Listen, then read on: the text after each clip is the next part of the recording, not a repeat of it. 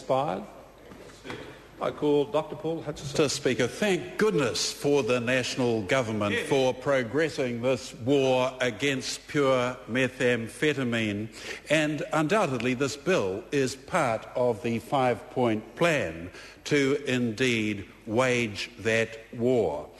Pure methamphetamine, Mr. Speaker, adversely affects every strata of New Zealand society, and it is very interesting to note a recent bill study which has shown the financial adverse effects that are non-alcohol, just relating to drugs, amount to something like $1.5 billion. But clearly the emotional and family adverse effects are just absolutely enormous. And an example to me is in our community of Pukekohe in the Hanua electorate, where over the last year or two a chemist in his 60s has recently been caught supplying pseudoephedrine and ephedrine over a long period of time, a man that was regarded as a doyen of society, a churchgoer, and suddenly found to be heavily involved in supply of this drug.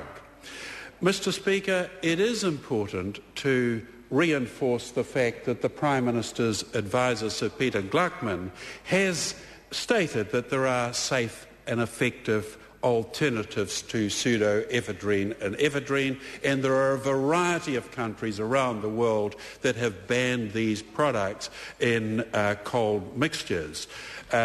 Mr. Speaker, this bill does indeed, among other things, classify ephedrine and pseudoephedrine as Class B drugs, and that carries with it very, very significant penalties.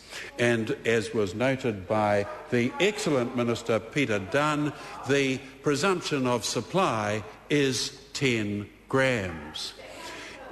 Well, that's a very interesting point. Each pill contains about 240 milligrams. It's about the maximum prescription that you can have, contains 7.2 grams, so that if you had 2 prescriptions, you would indeed, and you had it there, that would amount to over the presumptions of supply of 10 grams. And I think it is absolutely right when the Attorney General reports coming out that this bill does indeed contravene Section 5 of the Bill of Rights. But he does cite the Hansen case, where he says the majority in Hansen concluded that the control of the supply of illegal drugs is a pressing social objective which might justify limitation on rights and freedoms in the Bill of Rights.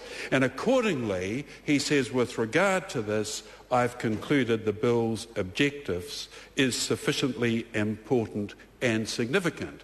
But, Mr. Speaker, just to end up, I want to say that I look forward very much to rigorous and vigorous scrutiny in the Select Committee process, and I do indeed commend this bill to the House as a very, very important part of the jigsaw in fighting this war against pure methamphetamine in New Zealand.